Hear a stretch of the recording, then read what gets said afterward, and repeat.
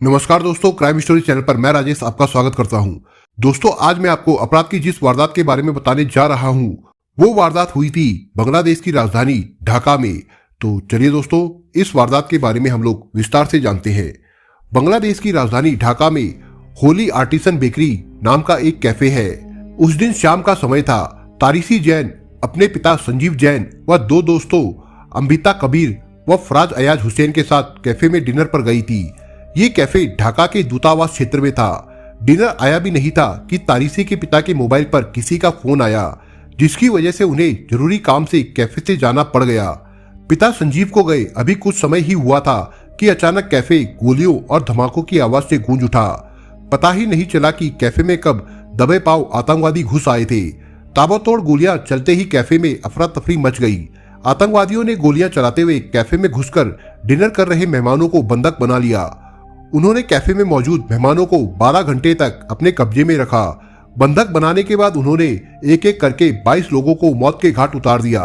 मरने वालों में उत्तर प्रदेश के फिरोजाबाद शहर की छात्रा तारिसी जैन सहित इटली के 9, जापान के 7, अमेरिका का 1 और बांग्लादेश के 2 नागरिकों के अलावा 2 पुलिस अधिकारी भी शामिल थे।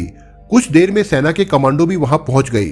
कमांडो ऑपरेशन में वे 5 आतंकवादी मारे गए, जिन्होंने कैफे में गोलाबारी की थी। ये घटना 1 जुलाई 2016 को घटी थी।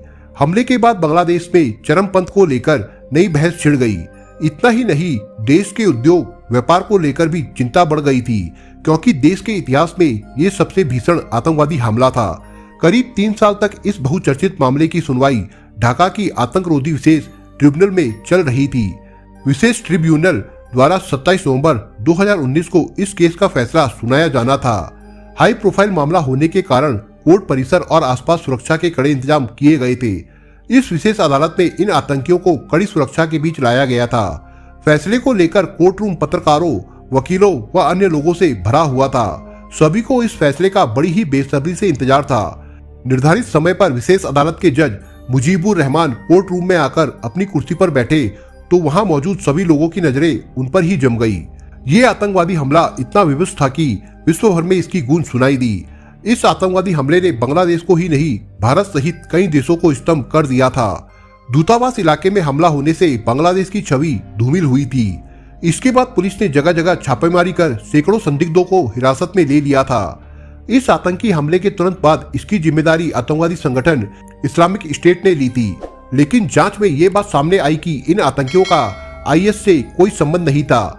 ये बात बांग्लादेश सरकार ने भी स्वीकारी कि इस हमले में किसी विदेशी आतंकी संगठन का हाथ नहीं था। हमले के पीछे जिहादी संगठन जमायतुल मुजाहिदीन बांग्लादेश का हाथ था। जांच में यह भी सामने आया था कि कमांडो ऑपरेशन में मारे गए 5 आतंकियों में से 2 आतंकी जाकिर नाइक से प्रभावित थे। बांग्लादेश पुलिस मामले की जांच में जुट गई। जांच में पता चला कि इस मामले में कई संदिग्ध हमलावर थे। इनमें से 5 हमलावर कमांडो ने मौके पर ही ढेर कर दिए थे। अन्य की जांच एजेंसियों ने तलाश शुरू कर दी।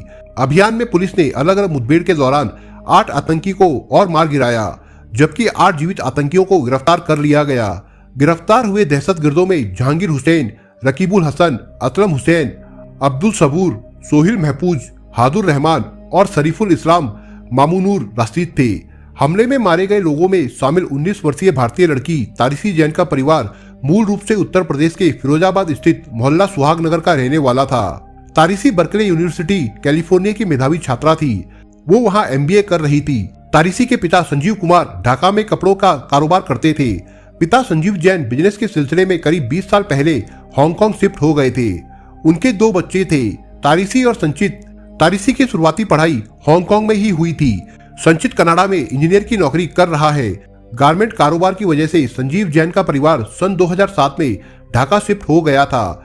3 महीने की छुट्टियां होने पर तारिसी अपने माता पिता के साथ ढाका आई हुई थी।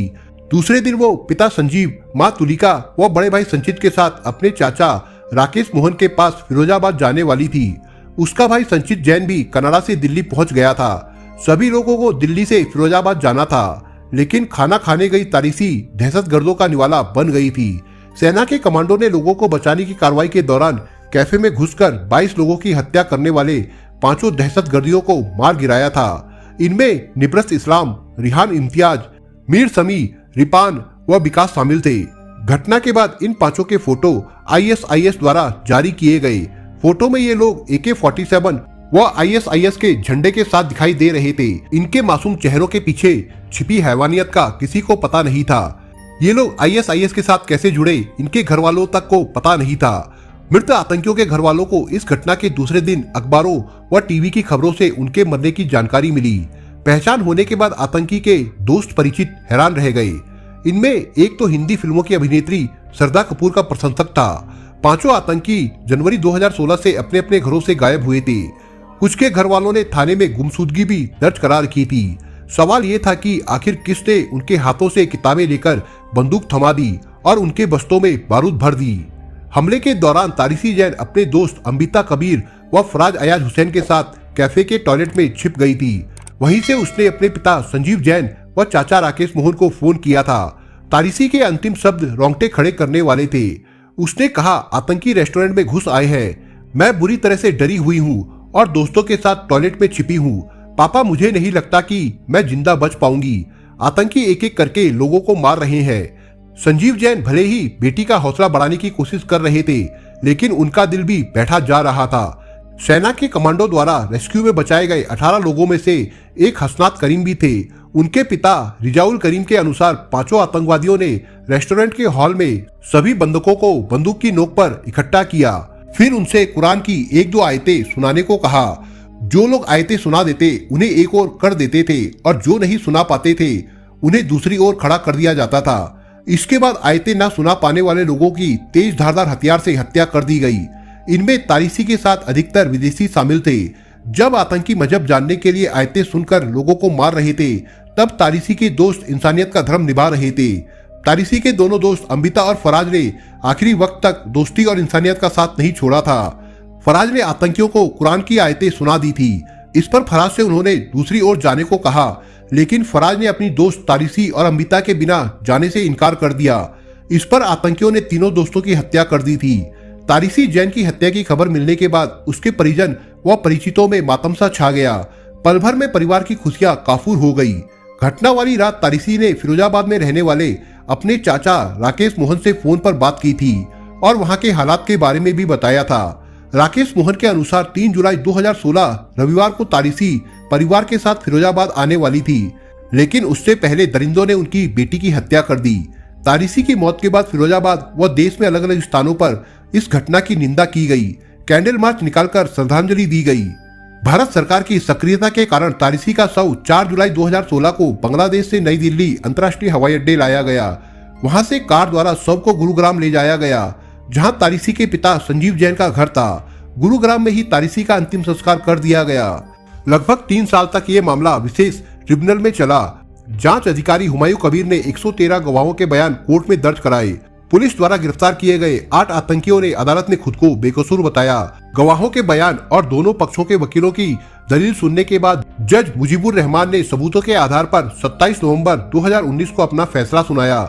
जज रहमान ने इस्लामी आतंकवादी संगठन के 7 आतंकियों जहांगीर हुसैन, रकीबुल हसन रैगन, असलम हुसैन उर्फ रशीदुल इस्लाम, अब्दुल सबूर खान उर्फ सोहिल महफूज, हाजुर रहमान सागर, शरीफुल इस्लाम खालिद और मामूनूर राशिद को फांसी की सजा सुनाई। अदालत ने आतंकी हमले में 22 निर्दोष लोगों की दर्दनाक मौत को अमानवीय करार दिया। जज ने सभी दोषियों पर 50-50 हजार टका का जुर्माना भी लगाया।